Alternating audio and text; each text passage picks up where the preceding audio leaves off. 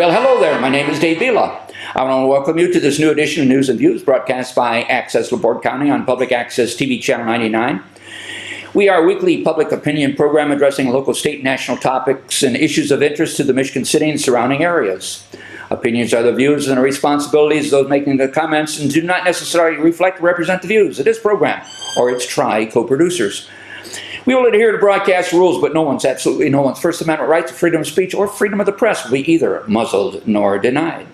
Any unauthorized use of the accounts, descriptions, and events of this program without the express written consent of Larry Curly or Schmo is strictly prohibited. We hope you enjoy the program, the discussion, and the participants. I know what my shirt says, but something about what does it say about my grandpa? What? Something about a grandpa looks like something. This is what grandpa looks like, I guess. I just turned 82. My birthday was October the 8th. Born in 1943. I guess.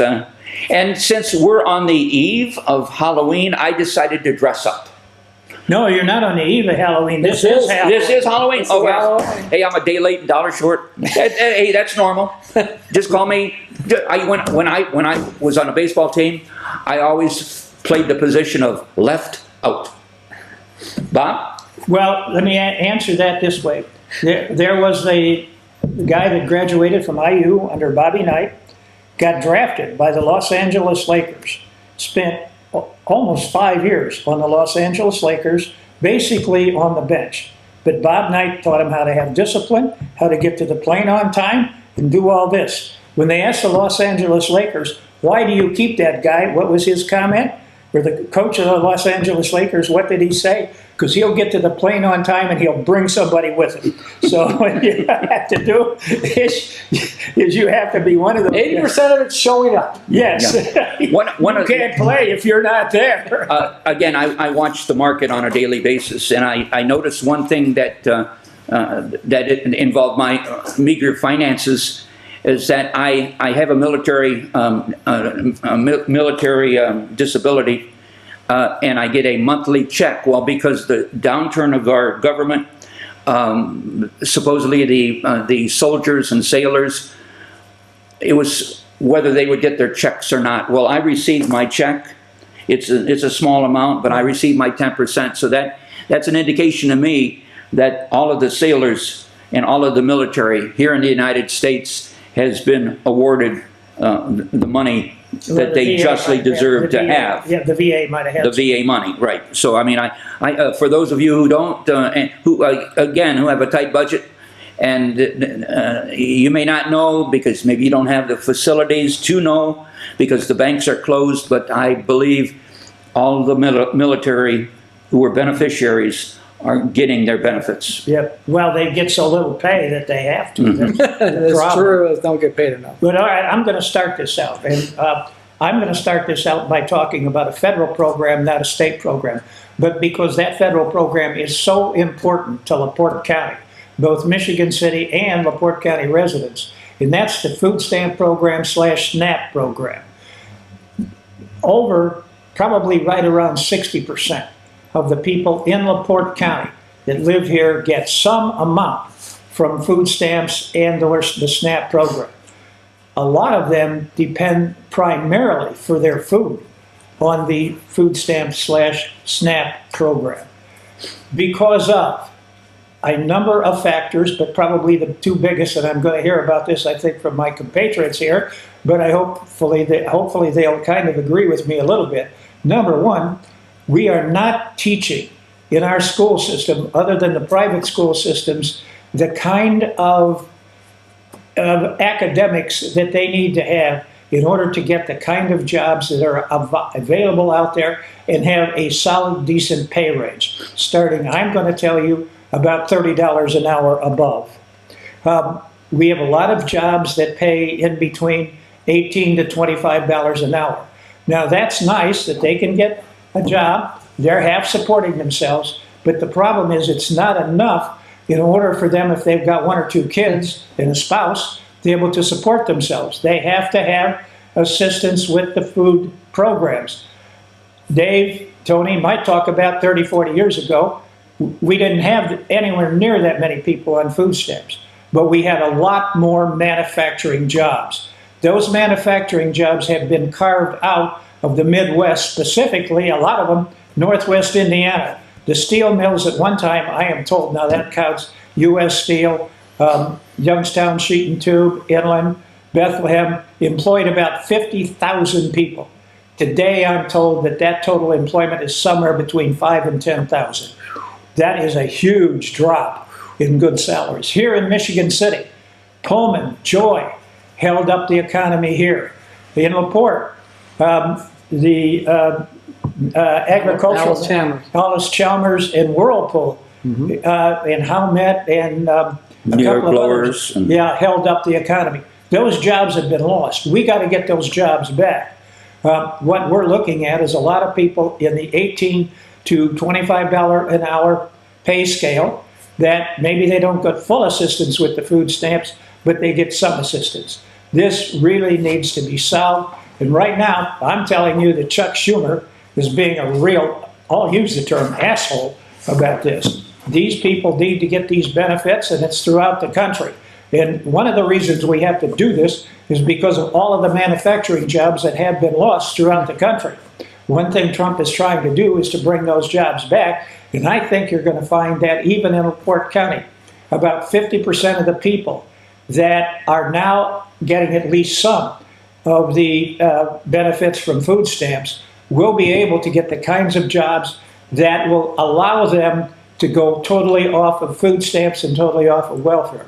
We've got another group because of the lack of education, which we need to work on in terms of how we get these people to perform at the 11th grade or 12th grade level.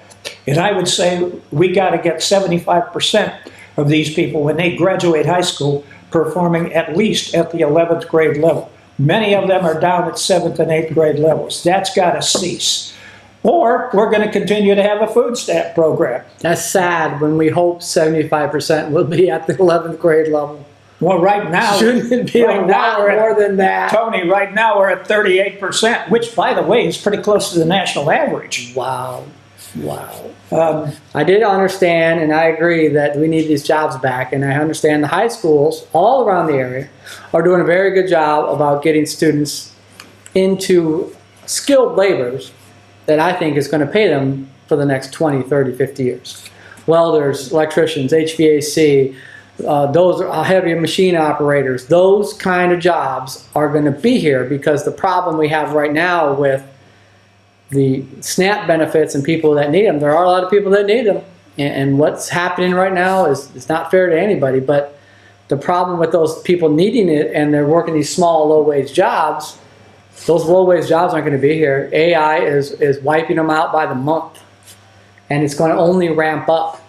So we need to get these people into good jobs, paycheck benefits, health care, retirement, and I think your only avenue, your only choice for a person between, I don't know, even 15 to 30 is skilled labor. Yeah. And those jobs won't be AI'd out. You will have good jobs, and you will make good money. And people that are working now 1 or 2 jobs plus SNAP benefits, the problem with that is they're not moving forward. They're lucky if they're staying afloat. They're actually falling behind. Well, I would half agree with Tony. But the other half says this: there's going to be so much of those low-paying jobs at the $12 to $18 an hour figure that it's not going to be cost-effective to replace them with a robot. So they probably won't get benefits, but they will get $12 to $18 an hour, and that is unfortunately just enough that they can then go in and get food stamps and be able to support themselves. I think the greatest job in the future is coming is everything that AI is doing. I would predict 30% of what AI is doing is going to have to be undone because it's a disastrous mess. Now, I changed my oil in my truck last week, and I don't have owner's manual in my truck, but I usually do, and I never got one when I bought it. And I went online and I asked it how many quarts of oil were in my truck. And it said 6.5 quarts. So I went to the store and I bought 6.5 quarts. And then when I was changing the oil, I wanted to double check. So I went on my phone and I was going to double check. And I just went to Yahoo and I searched my vehicle and how many quarts. Well, it automatically gives you an AI answer. AI told me 5.2 quarts. If I had put 5.2 quarts in my truck, it had been burned up. So everything that AI is doing right now, The people who are going to make the most money in the next 20 years are the people who are going to unravel and undo the failure of AI, because it's not all it's cracked up to be. Everyone's got to understand, AI gives you an answer on what it finds on the internet. Right, wrong, or indifferent, it doesn't care. And if it's going to give people, and I heard about someone else who was changing the transmission fluid in their truck, and AI did the same thing. They looked it up, and it said 5 quarts for transmissions. He told the guy, give me 10 quarts. He went back, he pulled it up, he double checked, yeah, it was 10 quarts. If he would only put 5 quarts in his transmission, it would have been burned up. Now imagine if you're a mechanic, and whatever place you are, gets on there and says, oh, I don't know how many quarts it is, because corporate says, well, we're not going to give you manuals anymore, just look it up on AI, and he puts 5 quarts in your truck, and it only needs 6.5, your truck's going to be burned up. And the people are going to make the most money are the people unraveling the problems. That's a side note. I believe 30% of AI is going to be wrong, and we're going to have to unravel that, and it will not be fun. So skilled labor, again, it's going to be the job that you can't get AI, and skilled labor are going to be people that actually do things, HVAC, welding, electrical, plumbing, heavy machinery, steel mills, and those people are going to have to be smart enough to know their job and not rely on AI. AI will help them, but don't use it as a crutch, completely rely on it, and you will fail miserably. And AI is just going to, it's not going to be fun for some of this, and it's going to cause some real big problems. It's going to do some neat things too. But I know most of the people in my world are asking AI. I think that is a very dangerous thing to do. Let me throw one thing out there that hit me when Tony started talking about oil changes. These cars today are very, very complicated. If you start with the transmission system, many of them you cannot change the oil in. You cannot add oil to it. Nope. Because they are locked up. They're sealed transmissions. It takes about 10 hours. They're going to need mechanics to unlock those. Yeah, to change the oil in a sealed transmission, they put a thing down. If you see them at the oil place, they'll put a thing down in a vent tube, and they'll just cycle it through. They won't change it. They'll just cycle new oil and bad oil. It takes about 30 minutes. So a machine does that. No, okay. Yeah, it does, yeah. Now, the other part to that is, here's where you've got to be on your toes yourself. My son-in-law, this is probably 18 months, 2 years ago, pulled into one of these where you get a quick oil change. They told him he was done, pulled out and heard a horrible noise. Stopped, fortunately. Pulled it back in, they checked it, they forgot to put the oil in it. That's why I changed my own oil this week, because somebody forgot to tighten up my oil filter, and that's an unforgivable offense to me. Well, now the other one is, I always take my cars back to the dealer for a number of reasons, but in the long run, because I want them to go 10 years or 12 years, in the long run, it makes sense to do that. Now, if you're only going to have your car for 2 or 3 years, this probably isn't the way you want to go. So I did it, the last oil change, and I come back and I got a leak coming out. Some kind of, where the hell is that coming from? Took it back in, found out that they put the oil filter in incorrectly. These are very complicated cars, and you've got to have people who are well trained. Yeah, people don't think changing oil is not that hard. It isn't, but you got to be very sure. There are pitfalls in changing oil or doing basic tasks that you need to know. And I think even that's skilled labor. Mechanics are skilled labor, and it's hard to find a good, conscientious mechanic. So, most of the time I'll do my own work, because I know if I screwed up, I blame myself.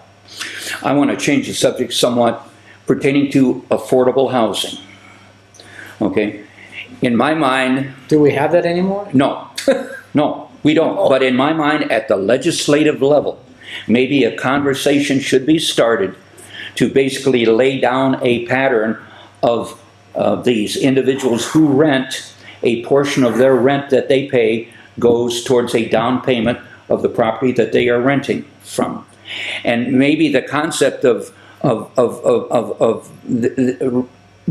good housing, the townhouses that we're building, let's say if they are at, what you'd say, $1,200 a month, maybe a portion of that $1,200 a month through a legislative process could be put forth to a down payment on that same unit that they could then purchase. If they rent it for, let's say, 5 years or 10 years, they would have the accumulated down payment.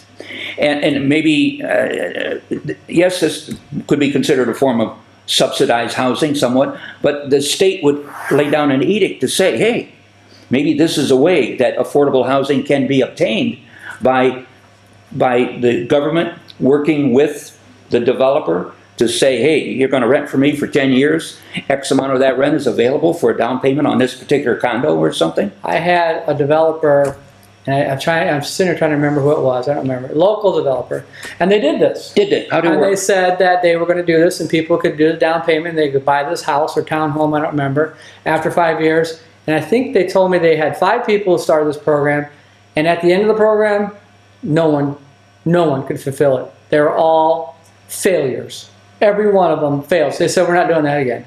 And the other side of that, still have something called land contract. Yes. You can buy some land, somebody's going to loan it to you, sell you their property on a land contract. You pay monthly, you pay interest, and after whatever the land contract is, you record it, 10, 15, 20 years, you own the building. Now, I understand that this has been put in a hard thing to do, because if you sign a land contract with somebody and something happens to them, or their health care, or they have a health bill, it goes on your land. And people are like, wait a minute, I'm not going to sell you someone land contract. If you have a health problem and the hospital comes and takes the land that you signed a contract because I sold it to you, now it's coming to me, I'm not covered anymore, I'm not doing it. So, and Jim Pressel, the state rep, is a home builders association, past home builder. Mm-hmm. And he's been down there over the years several times trying to get things changed. And they refuse to do it. One easy change, which he fought very hard for, was in every municipality where you're a builder, you have to put a bond up. And so somebody built, home builder, national or local home builders, got to work in LaPorte or Portage or St. Joe or Porter County or Michigan City or LaPorte. There's a bond for each one of those. And he tried to pass legislation that says that if you're a builder and you want to have one bond, you can go to the state. It'd be the state would hold the bond for every area that you're bonded. They completely went against him, told him that they would never allow that, and each community said they would fight fiercely to maintain their bonds because they don't want one bond in the state. And I said this before, I think you could reduce home building costs by 40% if you would get the administrative out of the way. I've been working all week on permits. I have a driveway permit right now, and it's not with Michigan City. And everything is done. Every I is dotted, every T is crossed. They refuse to give me approval. I don't know what's going on. They are sandbagging me. The state? I'm not going to tell you what entity it is. They're sandbagging me over some nonsense, even though everything is approved. Now, a permit for a driveway would typically cost you, in my world, say $2,000 or $3,000. With all the administration, it costs $7,000 just for the permit, just to be allowed to put a driveway. That's one facet of building this facility. One. And you got many, many facets, from the local to the county to the state, that if you would get administrative out of our way, I'm not saying you don't have to follow the rules, but get people out of our way. In LaPorte City, I got handed to Mayor Tom Derby. He's the best at this, the best I've seen, for making sure his people get out of the way and get things built. And we get things built, and they're built right, and they follow the rules, and they're safe for the public, but the administration does not get in the way. What you're implying, Tony, is what I've been saying for years, that we have to take a new attitude in how things are functioning around. Because of all of these roadblocks that are put up. Yeah, they're roadblocks. They're roadblocks after roadblocks. And so as to future development, well, there are numerous roadblocks that were put in place for the last 20 years that prohibit future development from taking place, and they've never eliminated that. What they have to do is they have to recodify state law and look to see if these governmental agencies are functioning properly for the betterment of the community. And I don't see it happening. The main charge for any elected official or any administration or any permitting is to protect the public health, safety, and welfare. That's it. That's the foundation of your charge. If you're doing anything above and beyond that, you're just getting in the way. If the public health, safety, and welfare is protected, a driveway culvert's in, a driveway looks right, it's graded right, it's not too steep, the house is in the right spot, that's it. It's good enough. And personally, I don't think the public gets paid enough. I don't think the teachers get paid enough. I don't think the mayor gets paid enough. I don't think the county or the city council gets paid enough. And if so doing, if I was in their position, as if I was a person in the administration, I would realize that, hey, I'm not getting paid enough, so why am I making my day so hard? I have this stack, and there's literally stacks of stuff sitting on administrator's desk, permits, and I would just look at it, and it's done by professionals, signed and sealed, paid for administration. I would look at it, and it looks like it's okay. I'm not a licensed professional. I think the number of licensed professionals looking at permits are pretty near zero. So licensed professionals are giving administrative people permits to review, and they're not licensed at all, which Jim Pressel fought too, and he's got some laws that says if you're a licensed professional and they don't get back within so many days, it's approved. It still has to follow the rules. If I was an administrative person reviewing them, I would say, look, it's good, I don't see anything wrong here, thank you, here's your permit, have a good day, go build it. Why put up these barriers and roadblocks and stop people for months and months, if not years? Because these individuals are protecting their jobs. Why would you make your day so hard? It's Right. so easy to say yes, have a good day, move on. Well, I'm going to throw one thing in there. One of the reasons that you see the mayor, the county council, the county commissioners, and all of those underpaid in relation to, let's say, Lake County, Porter County, Or St. Joe private County, role. is because the salary levels in LaPorte County are so low. Yeah. They are getting paid in accordance with what the people are making in LaPorte Yeah. County. We can't pay them in accordance with what they're making in St. Joe County and Lake County because we don't have those kinds of salaries. That's got to change, which leads me into the next subject. Yeah, here. before you get to the next subject, the point that you made pertaining to Granger, economic value in Granger Yeah. versus what it is in LaPorte County. Yeah. I mean, you hit the nail right on the head. Yeah. Well, okay. My next point, it goes like this. I'm looking at the data center and I'm looking at the JW Marriott situation on the north side of Michigan City. I'm assuming in this situation that the South Shore garage and the apartments or condominiums, whichever they turn out to be, or half-half, will go through. We badly need that, but I think that's well on the way. I think the data center is pretty much on the way. But we need all three of these. But we specifically need the data center and the JW Marriott facility. Why? Because if Senate Bill 1, which Tony likes to talk about, actually comes into being, we're going to need a source of income for the city. The source of income, these two facilities will provide a huge amount of input for the school system, the Michigan City area school system, and for the governments inside of their boundaries. And their boundaries are going to be Michigan Township. So as a result of that, we've got to make sure that this works. The one that probably seems to have the biggest problem is the JW Marriott facility. Now, why do we need that? Well, number one, it's a hotel, which means that we're going to employ a significant number of people right now. AI may change that, but we're going to employ a significant amount of people who are currently underpaid. Now, maybe we can raise their salary level, because I know Marriott pays good salaries, from $15 to $20 an hour up to $22 to $30 an hour, which will be a huge positive.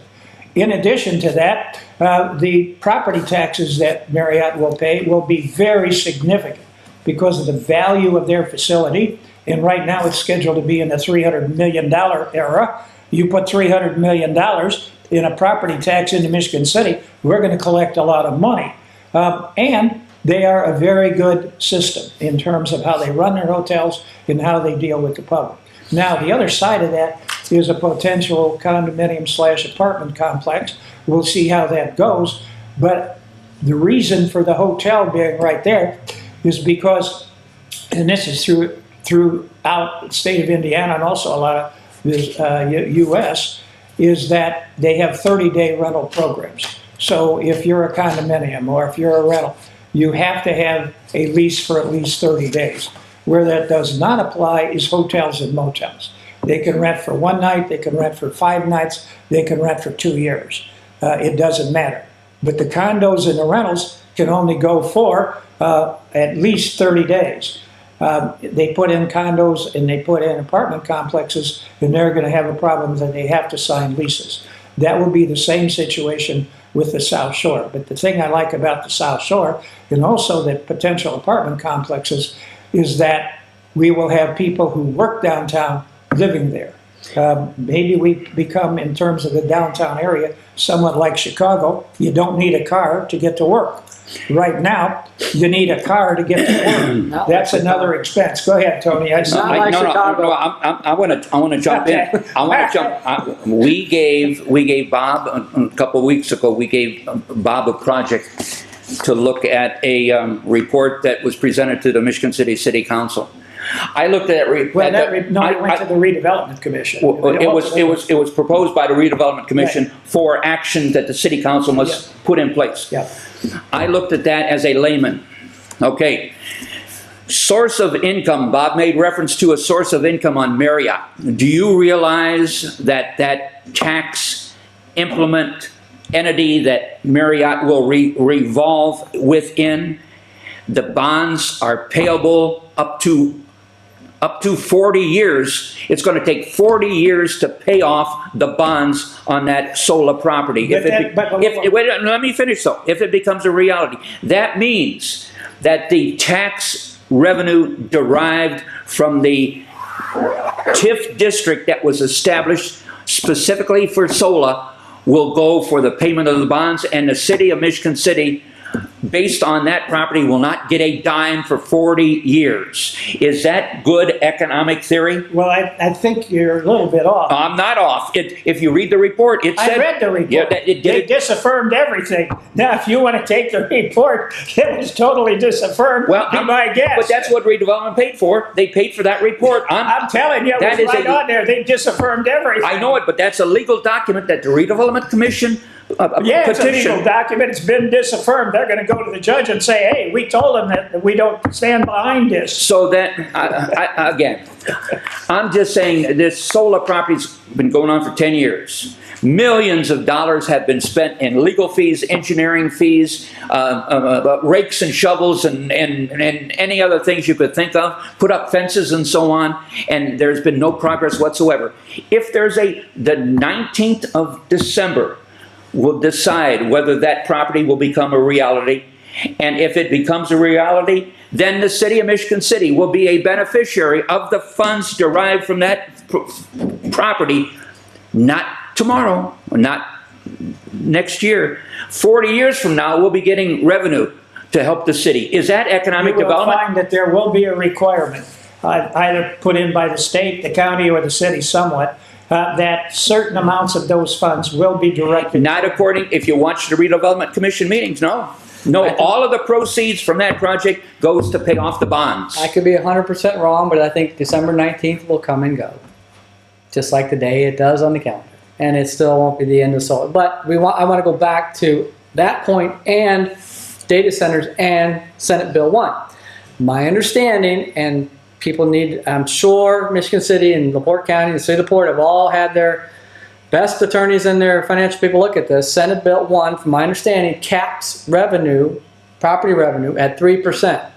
So if we bring in a $12 billion, if we would go to St. Joe County and tell them, I know you're going to deny this $12 billion data center, why don't we come down here and put it Kingsbury Industrial Park in LaPorte County, and we'll take your $12 billion of revenue, and if it's capped at 3%, we need to be very creative, because I understand St. Joe County is looking at the same thing that I believe other communities are looking at. If we had a development this big, Sola, Marriott, any data center, any development that's going to go beyond our 3%, we need a redevelopment commission to be very smart and enter an agreement with the council and the mayor or the commissioners that puts an abatement in, and the people in St. Joe County are very upset about this abatement word because I don't like them either. But if we're capped at 3% and we can give you a tax abatement for 5, 10, 20, 40 years, and in the agreement you will give us back half of that abatement to fix our roads or some infrastructure, we need to do that, because that money then doesn't go against our 3%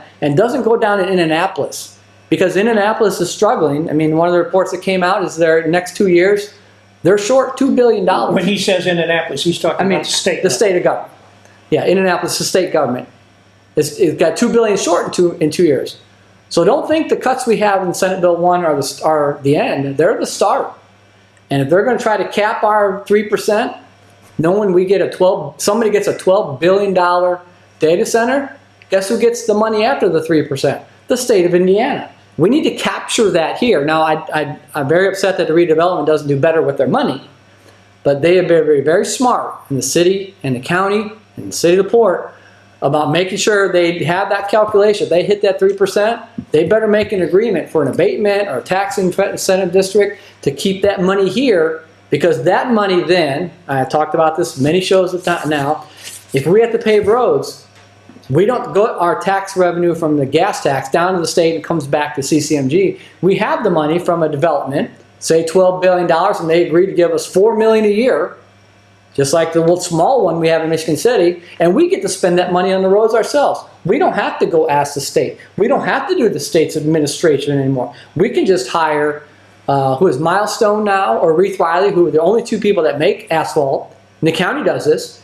They hire every year, they put a bid out for tons of asphalt, and they take both bids, Reith Riley and Milestone. And when they need to pave a road, they have the cost for the asphalt already there, for every inch, for every ton, and they just say, we're going to pave Michigan Boulevard, it's going to take this many tons, you already gave us the price, we have the money from this agreement, we're just going to pay you, we'll pay you to lay it down, and we'll have our new road paved. We don't have to go through 6 months to a year, and that's short.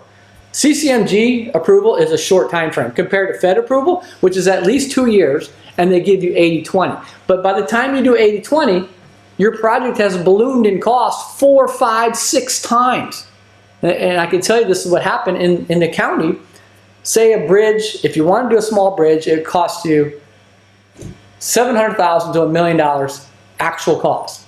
By the time you do the federal government bridge 80-20 match, you're at $2 to $2.5 million for the same bridge, and you're 2 to 3 years out. What do we do? Why are we again, if you cut 40%, if you cut the administrative out, you're going to save 40%. I think we'd like to have 40% more roads paved just by cutting out massive amounts of paperwork. I mean, some permits I do for the state of Indiana through one department, I have to put the same information in different portals 4 times. The same information over and over again. The same stuff that I submit to the local, to the state, to the feds, to a department. Same information. How much time does that take me? Thousands of dollars. You know, that brings me, I watched the LaPorte County Redevelopment Commission meeting, and I've been talking about transparency for a long time. And I see Mr. Reardon approaching the Redevelopment Commission of LaPorte County, explaining stuff to them that in detail that I can understand. Oh, yes, he does. And again, when you were saying what you're saying, I was thinking I got to get a hold of that guy because again, what he is doing with the Redevelopment Commission in LaPorte County, the city of Michigan City should have the same concept, and they don't. Rat Reardon He is fantastic. Very good at what he does. Fantastic. He knows the laws ins and out. And what he's really better at is he knows when to listen to people that know the law even better than he Correct. does. And take their advice and bring it to LaPorte County and get more dollars for every dollar we put. And I see that when Randy Novak was there making his report on expenditures from the various TIF districts. And I was probably in one of them. He itemized the issue, he itemized the value, he itemized the completion. He went into detail on a specific $1,500 expenditure that should also apply here in Michigan City, and they don't here in Michigan City. That's under wraps. So the clarity, the transparency that exists at the county level, not to say that they're listening to me, because nobody listens to me, but I have seen more results in a short period of time at the county level than I've seen with this organization for the last 20 years. The county holds a pretty tight purse string. They do. And believe me, as an ex-elected official, I didn't like it. But their purse strings are very, very tight. And there's a lot of lessons to learn. So is the city of LaPorte. They don't have the money, and they have to tighten their purse strings. And LaPorte County has what? I think 1,500 miles of road. And I'll bet you their paving and their road and their asphalt are probably pennies compared to Michigan City. But they see, I mean, the roads aren't great in LaPorte County, but they're fine. And what they spend and what they get done, again, I told you about the way the county highway has done this since before I was born. They have two pots of money, the money they get for paving roads on their own, and the money you get from community crossings mitigation grant money for paving, and they do both sides. But I bet you they get far more bang for their buck in their tons that they pave on their own, because they can pave without the administrative debacle. If they have, and let me tell you, this happens right now every year. The asphalt companies and everyone in asphalt gets to the end of the year, and they have time free. My developers know to call them about a month ago and start saying, hey, I understand, is your schedule free? Would you like to do a job? I got a job, I have the money, and you give me a good price, I'll pay you. And you know what? 9 times out of 10, they're doing those jobs in the last 2 months, because the asphalt plant closes at the end of November around here. So they're doing these jobs in October, November at a very reduced cost, because they ran out of work and they still got workers until the end of November. And the county takes advantage of that. I don't know if Michigan City does. I know the city of LaPorte does. Well, supposedly Michigan City's run out of road paving money. Of course they did. They ran out of. They got so much paperwork and administration, they've lost 40%. Mr. Reardon's structure and his demeanor, really, if you take the time to listen, he is making sense of what he is saying. Look at the development in KIP that he has brought in. He's not making, well. And he's behind the 8 ball on that, because KIP are all roads that aren't owned, they're not public. And I was working out with him and in LaPorte redevelopment, county redevelopment, to get easements generated for every one of those roads. There's Hupp Road, there's 5 roads that are north-south, and there's Central It's Road. never been dedicated. And it's never been dedicated, so they're trying to dedicate those. And the funny thing is, they're having a hard time getting people just to sign easements. And I talked to owners, and I asked them why they won't sign the easement, because those roads that run through their property, they're on the property they own. If they're not paved, they're pothole ridden, no one's paying for them, no one's plowing them, no one's maintaining them. But if somebody gets hurt, they're going to get sued. So why not sign that easement and get out from under that for no cost to you? Plus you get it paid, plowed, and policed. I think that's a good deal. And if Matt Reardon gets that done, which I think he will, I think so. he will have multiple large corporations coming here, because they will not sign an agreement to put a development in if there's no public road that's getting paid, plowed, and policed. And he's doing that. And there was, I had an opportunity to go to the county complex, and I sat down in an office and I talked to him just like this. Yeah, man.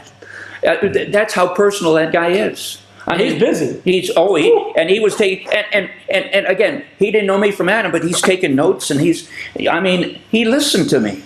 Well, I would that just dialogue. I will just say this. Most people, when you come up to them and say, I need help with this easement, what can you do to allow me to go through? Break out your checkbook, and you will find that they will probably be more receptive. If that's a hint, yes.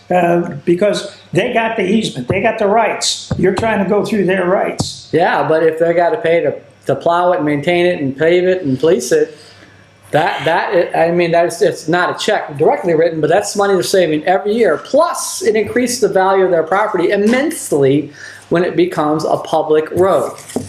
And the county's willing to take it on. And I just told you the county doesn't have that much money, but if they're willing to take it on, knowing the development and the tax revenue increases so they can get more money, if they don't hit the 3% threshold, which I think is the number, there's this balancing act, and the city has the hardest time with it. The county has a hard time with it, but I don't think near as much as the city. City of LaPorte does a really good job with it, and we get things done, but you can't give it to a redevelopment district or a TIF fund that A, is not open and completely clear about their money. Not transparent. And B, doesn't seem to spend it in the right places.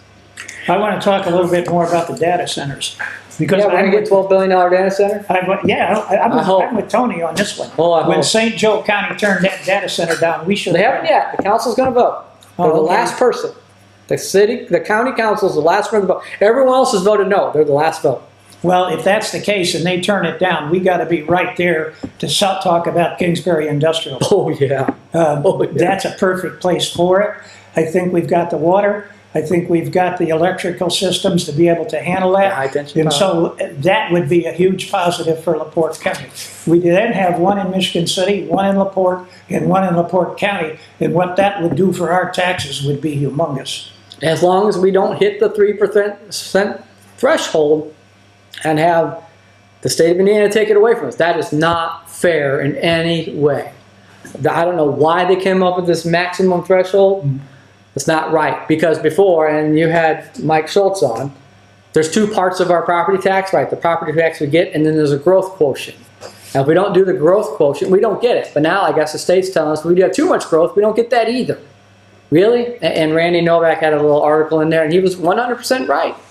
They're lowering your property tax, but increasing your other taxes for higher than what they started with a higher property tax. Now, I can't stand property tax. Let's just get rid of it. And let's have an income tax. Fine. I should own my property once I pay it off. I should not be beholden to the king for a property tax, and I'm just renting from the government. That's not right. I know what Tony's saying. I about half agree with that, but I got news for you. There's a number of states that are going the other way, and I can tell you the reasons behind it. They are eliminating the income tax on individuals, but they are causing that property taxes to go up. Now, for a long time, there were basically 4 states that did not have income tax. It was Texas, Florida, Washington, and Tennessee. Those were where the major businesses out of New York, California, and a number of other places were And going. they're very rich people. Yes, and they're bringing them into their state. Now, we have 9 states that do not have an income tax. It's been the smaller states that have gotten a hold of this. Wyoming, South Dakota, New Hampshire, Alaska. These, and I think I might be missing 1 or 2 in there, but the smaller states, Nevada, I can see Nevada, they want all those people that own those gambling facilities to live there. And what that does basically is let the rich people come, but let their businesses pay the tax. They're not paying it on their income. And I don't know what happened, but I did see the governor of Illinois, Governor Pritzker, they were going to pass a new law for the funding for transit, and he was very concerned, which I'm impressed with Governor Pritzker, he was very concerned that they were going to pass a tax on unrealized gains. It has never been done in the United States. People have considered it. They know it's going to go to court because you have this yo-yo effect of taxing unrealized gains and then giving money back for unrealized losses. Because right now we can have a tax break on losses, actual losses. But if you're going to tax unrealized gain, you're going to have to give money back for unrealized losses. I would guarantee that's what the courts would say. You're saying the gambling industry will... No. Anybody, any investor, any business would be taxed on their unrealized gains before they actually get the money in their pocket. And I think you would have to give them money back for the unrealized losses. Like if the stock went up 20%, you got to pay money on that 20%. I don't know when you do the calculation, once a year, once a quarter, once a month, I don't know.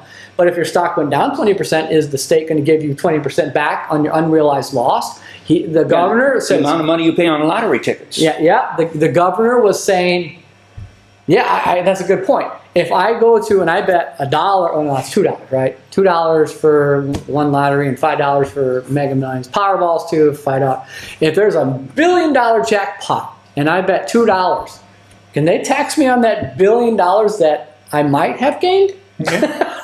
I mean, the governor they just passed it yesterday, so I don't remember what they said was in or out.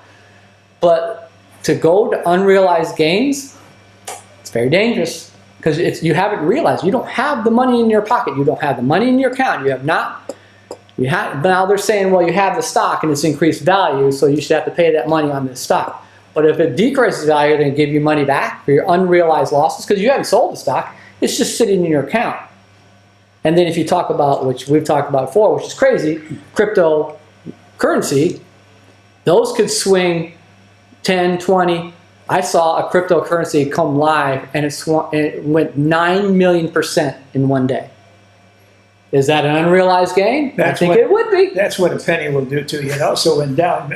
Or then it went right back down to zero. So you didn't really see the 9 million%, but maybe the government did. Imagine the wrench that would be thrown into IRS if they had to pay this unrealized loss. They have to compensate back to the taxpayer once he files his Could taxes. you imagine the accountants? How much the accountants would get work doing this? You'd make the money. You two guys are on the bad side of this. We are become accountants. Let's start talking to those people about coming to Indiana where they don't have that problem. I got another one for you. California is going to try to tax people on their net worth. For 1 year, 5% of their net worth. Some of these guys got a net worth that's in the billions of dollars. You think they want to live there? You watch them move. We got to start getting in on some of that. I think that's why the governor of Illinois is being very careful, because he knows people will take their money and they will leave. Their money is portable. The only people that's going to be hurt are the people that can't take their money and leave, and that's people that own farms in Illinois. They can't take their farm and move it to another state. They're stuck.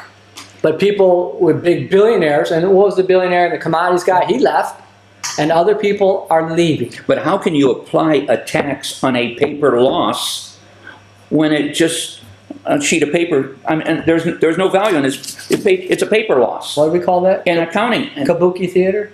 Yeah. How can you? The accountants are going to make a bunch of money trying to figure out this loss or this unrealized gain and shift paperwork and then pay, and then here we go. State's going to try to administrate this, but good luck. Before I came here, I talked to one of my friends that's in the Academy area, and we got to kidding about it, and I said, hey, listen, that SB1 is the accountant's full employment law. He said, you're right. Yeah, and the changes in, and I've said this before, the changes that constantly happen in accounting or whatever, transition or government or business or property tax, are all changes that create a fee. And we are living in a world where people make more off fees in transactions. I call it the transactional economy. The stockbroker, yes, they want you to make money so you keep coming. But they don't care because they get a fee on the transaction. Right. So your transaction up or your transaction down, they don't care. They get a fee. And every social media, they only get paid in the transaction. So the advertiser wants to come in, they get paid in transaction. The wheel tax that Michigan City has approved, there's a fee to the state of Indiana to do that transaction. All this up and down and change creates more transactions, which means more fees. As long as the transactions are happening, the fees are happening. When you close on a loan in your house, you see a huge transaction fee, right? The mortgage company. There's a mortgage transaction fee, thousands of dollars sometimes. And people want to refinance their house. They don't care one way or another. 20 years, 5%, 10%, 10 years, 30 years, 50 years, they don't care. As long as they got the transaction fee. When you buy or sell your car, there's a transaction fee, and the state gets a transaction fee. We are living in a transaction economy where they love the up and the down because they keep transacting, and there's always a fee. And back to the data centers. If you look at them, and that's how the data centers are going, right? They're transacting fees. The data center developments throughout the state of Indiana, there are 13 of them, all the way from the one in Hammond, which has been operational for some time, and now Tony tells me that the Amazon one in New Carlisle is operational. Yeah, South Bend said they're live this week. Okay, so basically 6 of those 13 are in Northwest Indiana. Obviously because of the availability of electricity and the availability of water. And I talked about it last week or 2 weeks ago that AEP got hundreds of millions of dollars for new overhead high tension power lines. Well, that money's coming here. Yeah. And those workers are coming here because that is I&M power. I&M is part of AEP. Right. And that's why they needed that money, because there's so much electricity being needed right here for Amazon, Michigan City, Microsoft, potentially another 12. What was Amazon? 3 billion? Well, I thought it was more than that, but I'll go with the 3 billion. But the new one that they're talking about in St. John County is 12 billion. So what? Yeah. Double or triple the size of Amazon? And I would hope Matt Reardon doesn't have to tell me. He's probably already fishing for him. and that boy will get it.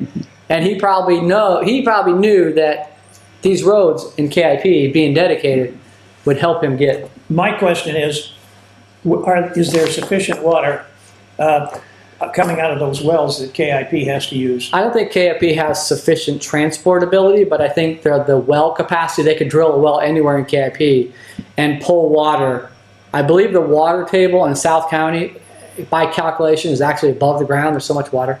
Oh, okay. They could pull water from any well they drill. They want to drill a 6, 12, 18, 24, 30-inch well. It wouldn't matter. They could handle it. So they don't have to put a line through to the Kankakee. I think that's what, if you went to KIP, I understand there was a Chinese firm that was at multiple places, and they wanted to come to KIP, and they weren't the most forthcoming, but they were going to take corn and grain and extract out, I want to say the protein. They're going to extract out The DNA? No, so they're going to extract out what they wanted so they could sell it to China, bring it back to China, and they would give the farmers the corn back.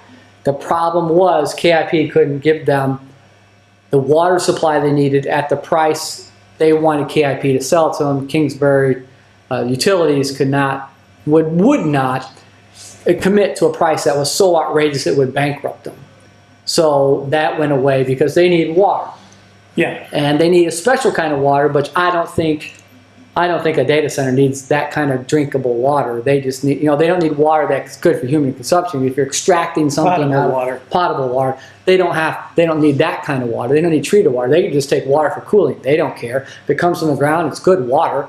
They'll filter it, but it doesn't have to be drinkable. It can still be good water just to cool the operation. So maybe that will happen if we could get, and if you're looking, if I say it's double the size of Amazon or triple, can you imagine what that looks like? Drive by Amazon or look on Google Earth to see how the immense size of the Amazon facility out there. Now double or triple that. So if you look on Google, you look everywhere north of the battery plant all the way to the toll road, that's how big they were talking. Just look at Royal Road. That's going to be about 6 or 8 times what it is on Royal Road. I think they're trying to extract amino acids. It's the building block of. Well, the other problem I understood with it is it's Chinese owned. And it was Chinese owned, and they were trying to push somebody pretty much to give them water at such a reduced rate because it wasn't financially viable if they had to pay extra amount of money for water. So I think they went to 3 states where they came to us, and I think they're going somewhere else. And you're not going to get somebody to give you that kind of water for that little amount of revenue and tax revenue. So, I mean, the data centers, I bet we're just talking to them and be like, hey, St. Joe's going to vote you down. We'll take your $12 billion. We'll give you a spot over here. And there's plenty of room in KIP. Let me tell you, go through there. It's a lot of corn and beans. And it's very good sandy soil. I think it's better soil than St. Joe County has. And water's available. High tension power's available. Now that the roads are available. I believe. A totally different subject. You guys can think about it and talk about this. The redistricting. The governor's going to call a special session of the legislature. Was it November the 15th? November 3rd they have to, but they're working on 5 minutes. Is Michigan City going to be in the 2nd district or in the 1st district? Because I got a feeling we're one of those that's going to be a prime subject to move over to the 2nd district from the 1st district because they want to create more Republican votes. And those votes are already there that have moved into South Lake County. It's amazing how many Republican votes we're getting. Yeah, you're right. They're going to take the districts and they're going to line them north and south. So they're probably going to cut Lake County's district in half. We will not be in anymore. This is my guess. I have no inside information. I looked at the maps, and you can look at the maps online. I think they'll cut it north and south. And they'll give a lot of more Republicans to that 1st district. They will take the 2nd district, and they'll give a lot more. Who is it, Yakum? Yeah, it's Rudy Yakum. Rudy Yakum, they'll give him half of, because he's got a lot of Republican votes, and they'll take some of his and they'll give it to the next, and it'll be a north-south square on the northwest corner. That's my guess. The key is these are Republican votes that were never there. They're going to pull down the county. They are now because they're coming in from Illinois. In other words, they're moving all the way over to Goshen in Elkhart County. Oh, yeah. It's amazing where those people But my guess is they will set this up, they will vote on it, and it won't pass in Indiana. Okay. I don't think it'll pass. I don't think there's enough senators and Republicans who are going to vote for this outside of a census tenure. Well, the next thing I had was they're also going to talk about the tax bill, I think. think that's on the agenda. Yeah, because there's not any money. I mean, people think Senate Bill 1 was tight. Get ready, it's going to get tighter. Don't think they're going to come out and give us more. I think they're going to cut. Well, we need to follow this through because I think that's going to be of huge interest Oh yeah. to Michigan City. Again, you want to go to LaPorte Indiana Business Journal. I think it's $100 a year. I subscribe. You get very good articles that you'll find some of this inside ball. You can predict the future. I disagree with Tony, though. I do think that the redistricting will pass. It's too set. I mean, it's absolute. It's not adding Democrat votes anywhere. It's adding Republican votes that came in since the last census. We'll see. Well, reading the writing on the wall, state of Indiana is what, 90% Republican. Well, we've been in the You know. second district for a long time. Correct. And I'm just saying, hey, I'm not surprised they hasn't before. In the last census, why they didn't redistrict it like they're probably going to do now. I think there are more important things than redistricting. That's all I'm saying. Well, if you're trying to figure out who you're voting for, No, I think it's gonna be pretty obvious. darn important. In my mind, it's obvious who you're voting for. Look at here in LaPorte County. It's quite obvious.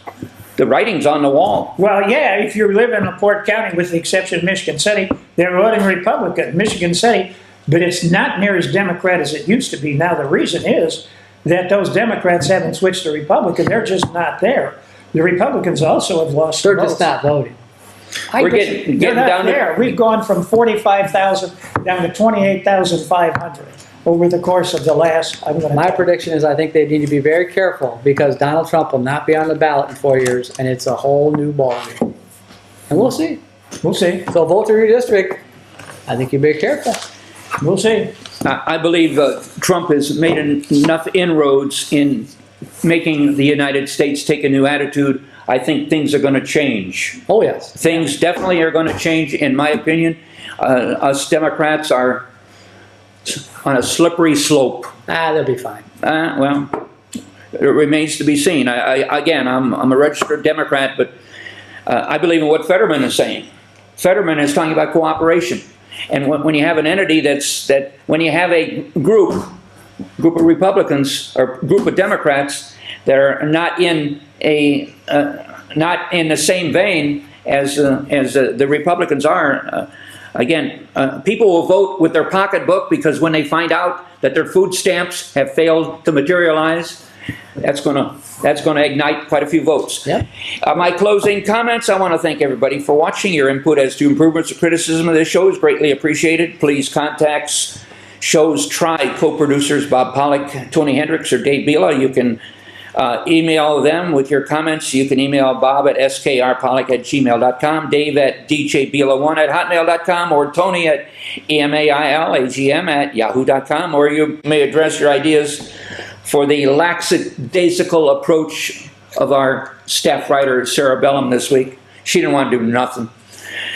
The showing of our program will be Saturday morning at 10 a.m., also Monday and Thursday evening at 7 p.m., and numerous times throughout the week. You may also watch our program on 99 Navigate News and Views. That's our YouTube channel. Have a happy Halloween. I want to thank everybody for watching, and don't forget your clocks. You fall back 1 hour. And by the way, Indiana plays Maryland this Saturday at noon Central Standard Time. So if you want to watch the ball game and Indiana wins, they will be 9-0 and probably ranked either second in the nation in football or tied with Ohio State for first in the nation in football. It's a big chance for IU to do some things that they've never been able to do before. So happy Halloween, everybody. If you're an IU fan, watch the ball game. I want to thank everybody for watching, and make it a good day.